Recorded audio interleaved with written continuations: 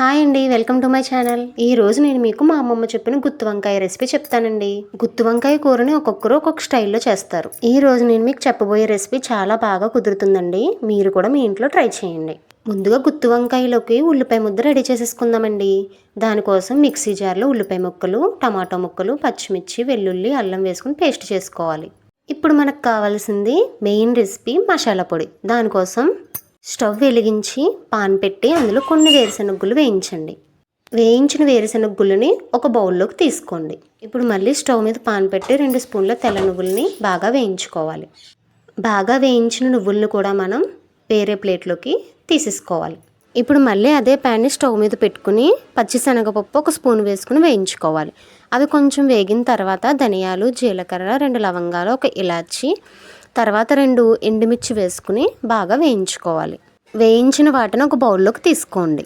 వేయించి పెట్టుకున్న ఈ 2 మిశ్రమాలని మనం మిక్సీ పట్టుకోవాలి. ఇప్పుడు స్టవ్ వెలిగించి పాన్ పెట్టండి. పాన్ హీట్ అయిన తర్వాత ఒక 100 ml వరకు ఆయిల్ వేసుకోవాలి. ఆయిల్ హీట్ అయిన తర్వాత మనం కోసి పెట్టుకున్న గుత్తి వంకాయల్ని అందులో వేసి బాగా వేయించుకోవాలి. వంకాయల్ని డైరెక్ట్గా వేయించకుండా ఉల్లిపాయ ముద్ద పెట్టి గుత్తి వంకాయలో కూడా కర్రీ వండినా బాగుంటుందండి. ఈ విధంగా కూడా మనం ట్రై చేయొచ్చు. ఇలా వేయించిన వంకాయలు ఏంటంటే కొంచెం త్వరగా ఉడుకుతాయి, టేస్టీగా కూడా ఉంటుంది. కాబట్టి ఇలా వేయించి కూర చేస్తారండి. గుత్తి వంకాయలు అంటే మీడియం సైజ్, చిన్న సైజ్ చేస్తారేమో అనుకున్నానండి. కానీ మా వారు మాత్రం ఏం తీసుకొచ్చారు, పెద్ద వంకాయలు తీసుకొచ్చేసారండి. అలాగో గుత్తి వంకాయ తినాలనిపించింది కాబట్టి పెద్ద వంకాయలతో కూర చేసుకున్నాను. కూర చేసి రెసిపీ మీకు కూడా చూపించాలనిపించి రెసిపీ పెట్టానండి. మీరు కూడా మీ ఇంట్లో తప్పకుండా ట్రై చేయాలి. నూనెలో వేసేసి బాగా మగ్గే వరకు వేయించక్కర్లేదండి. ఒక 60% వరకు మగ్గితే వంకాయ సరిపోతుందండి. వాటిని ఒక ప్లేట్లోకి తీసేసుకోండి. కర్రీ ప్రిపేర్ చేయడానికి మళ్ళీ సపరేట్గా పాను, నూనె ఏమీ అవసరం లేదండి. వేయించిన నూనె ఆల్రెడీ ఉంది కదండి, అది సరిపోతుంది. అందులోనే కొంచెం కరివేపాకు, 4 పచ్చిమిర్చి తరిగినవి వేసుకుని కాసేపు వేయించాలి. అది కాస్త వేగాక మనం ఆడిపెట్టుకున్న ఉల్లిపాయ పేస్ట్ని అందులో వేసేయాలి. తర్వాత వంకాయలు వేసేస్తారేమో, అప్పుడే వేసేయకండి.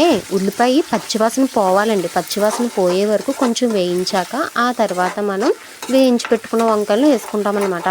ఉల్లిపాయ ముద్ద మగ్గే వరకు కాసేపు మూత పెట్టుకుందామండి. ఒక 5 minutes అయితే సరిపోతుంది. 5 minutes తర్వాత మనం ముందుగా వేయించి పెట్టుకున్న వంకాయల్ని అందులో వేసేయాలి. వంకాయలు వేసిన తర్వాత గరిటెతో అటు ఇటు కలపండి. ఒక 2 minutes అయినా కలపాలి. కాసేపు మగ్గే వరకు మరొక 2 minutes మూత పెడదాం. 2 minutes తర్వాత మూత తీసి ఒక చిటికెడు పసుపు, అలాగే 2 స్పూన్ల కారం, తగినంత ఉప్పు వేసుకుని బాగా కలుపుకోవాలి. కారం మరీ ఎక్కువ వేసేసుకోకండి, ఎందుకంటే మనం ఆడపెట్టుకున్న మసాలా పొడి లాస్ట్లో వేస్తాం కాబట్టి కొంచెం ఘాటు ఎక్కువ అవుతుంది. మీరు సరి చూసుకుని లాస్ట్లో కూడా కొంచెం కారం వేసుకోవచ్చు. కాబట్టి చూసుకుని వేసుకుని కలుపుకోవాలి. తర్వాత మనం ఆడపెట్టుకున్న మసాలా 1.5 స్పూన్ వరకు వేసుకుని బాగా కలిపి మూత పెట్టుకోవాలి. 2 minutes తర్వాత మూత తీసి కాచిన వేడి నీళ్ళు గ్లాసుడు వేయాలి. తర్వాత గరిటెతో అటు ఇటు కలపండి. వేడి నీళ్ళే వేయాలా, చన్నీళ్ళు వేసుకోకూడదా అని మీకు డౌట్ రావచ్చు. రెస్టారెంట్లో వర్క్ చేసే చెఫ్ యొక్క మెయిన్ సీక్రెట్ ఇదేనండి.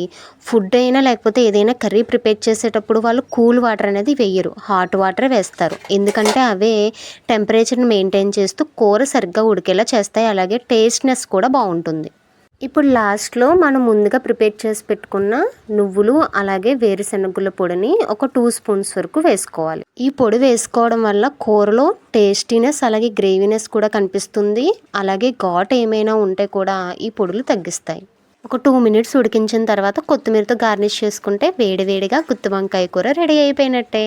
ఒక్కసారి మీ ఇంట్లో కూడా ట్రై చేయండి, చాలా బాగా వస్తుందండి. ఇలాంటి మరిన్ని రుచికరమైన వంటల కోసం మా ఛానల్ని సబ్స్క్రైబ్ చేయండి. ఈ వీడియో నచ్చితే లైక్ చేయండి, షేర్ చేయండి, కామెంట్ చేయండి. Thank you for watching.